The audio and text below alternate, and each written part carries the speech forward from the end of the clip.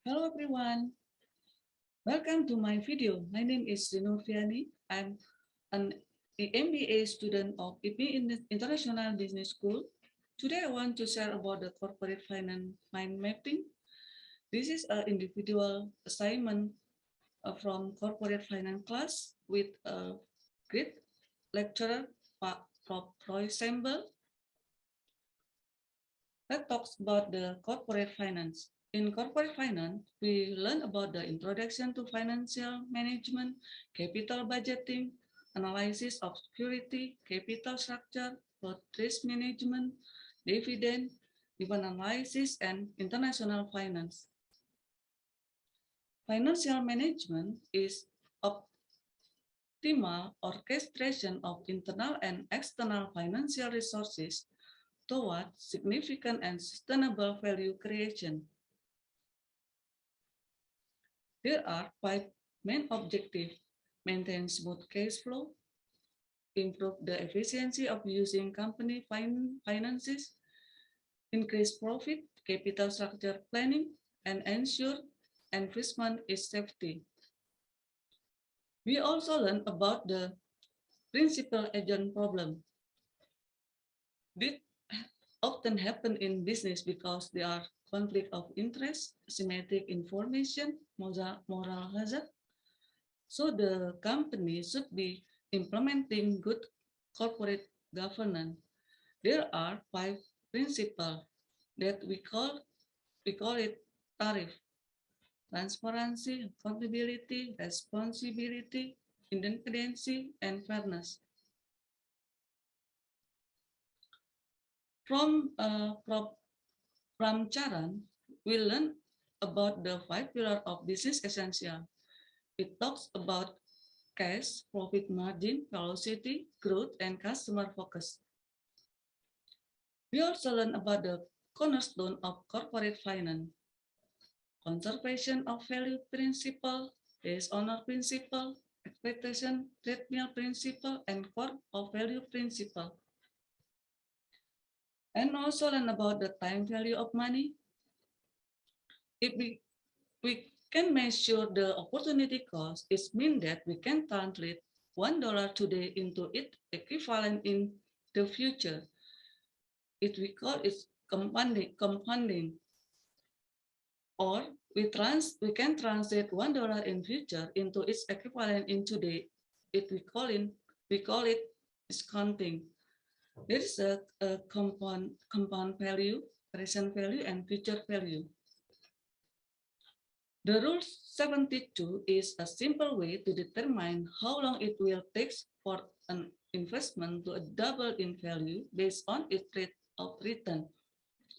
Application time value of money, we can use it for mortgage and car loan payment, life insurance, personal financial planning, time deposit, contract value, and etc.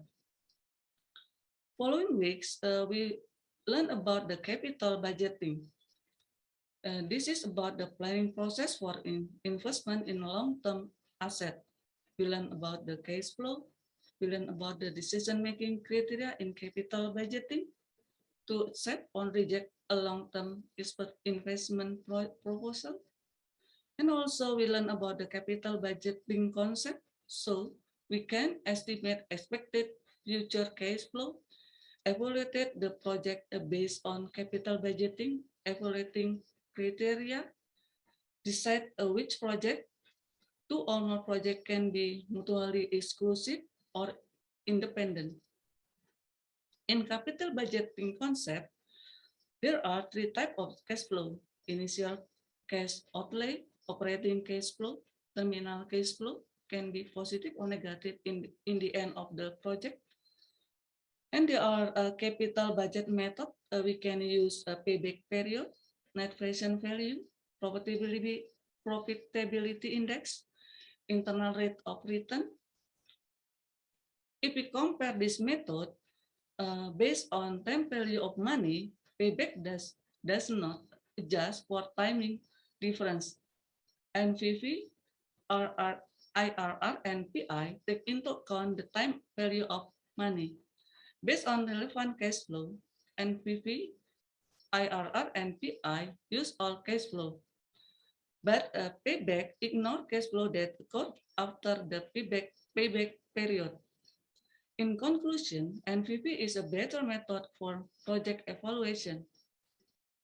Chapter 3, we learn about the analysis of security. We learn about the investment strategy. There are passive investing, just follow the market, and active investing. When the stock price is lower, we buy it, and when stock price is higher, we sell it. When we investing in financial market, we should consider about the fundamental analysis, technical analysis, market or investor sentiment. Chapter 4, we learn about the capital structure. We learn about the financial analysis, such as a profitability ratio using return on asset and return on equity ratio, liquidity using current ratio and quick ratio, activity using total asset turnover and total fixed asset turnover, leverage using debt to asset ratio and debt to equity ratio, market ratio using dividend yield and price earning ratio. Then we use the DuPont analysis. The DuPont system summarize key relationship which determine the overall performance of the firm. So we can know the firm is healthy or not healthy. From technical analysis, we can get from momentum versus reversal, up and down trend, support and resistance, gap, triangle, double top and bottom, and etc. We also learn about the potential and future return, actual historical return, required return, total risk, systematic risk, unsystematic risk, and capital asset pricing model. Using capital asset pricing model, we can calculate expected return of our investment. We also learn about the balance sheet. There's asset, current asset, fixed asset, liability, and owner equity, current liability, long-term liability, owner equity. Here are capital structure theory from Modigliani and Miller.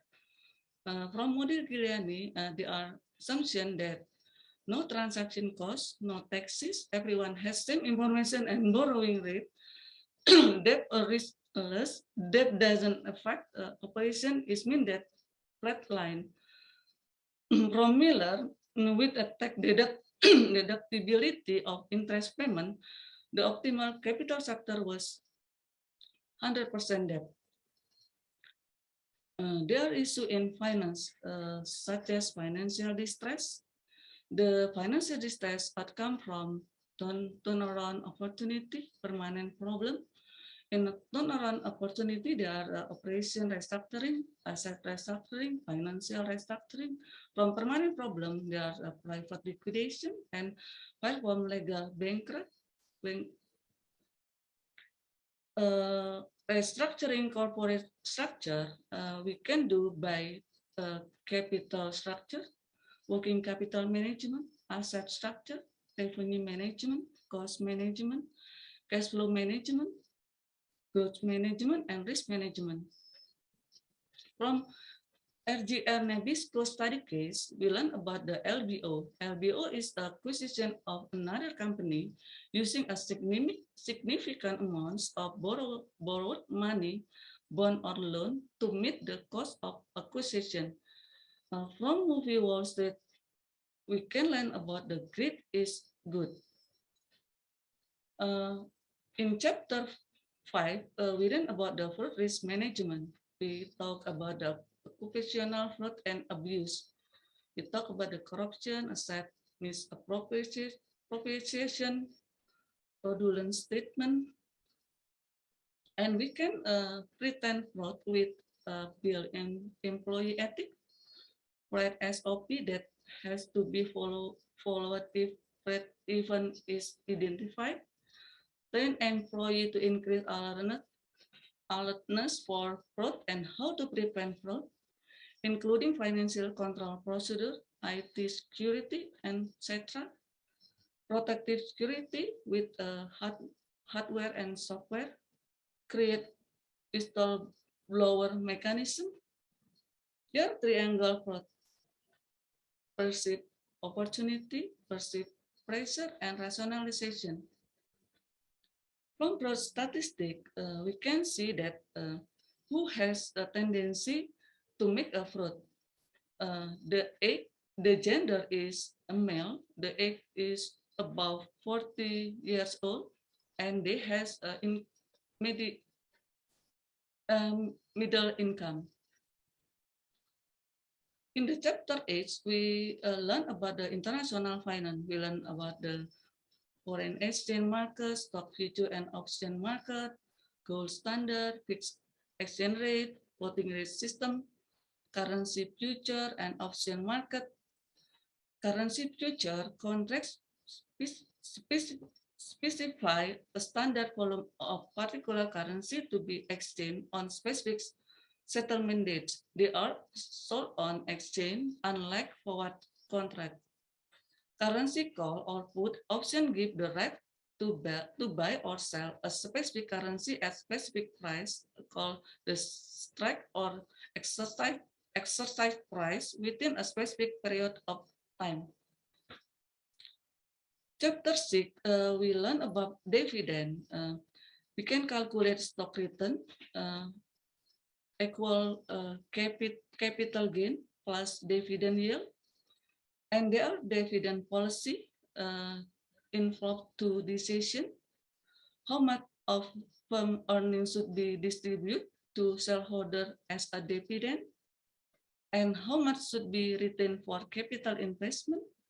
We can see from 3 viewpoints. First, dividend are irrelevant. Second, high dividend are based. Third, low dividend are based. We also learn about the market efficiency. Price reflect available information. Thus, financial asset price are fair price. They are neither too high or nor too low. All available information we can get from historical trading data, publicly available information, private and public information. There are three forms of efficiency: weak form of capital market efficiency, semi-strong form of capital market efficiency, and strong form of capital market efficiency. Implication of efficiency for investor: future market price cannot be predicted by unavailable information, just random walk.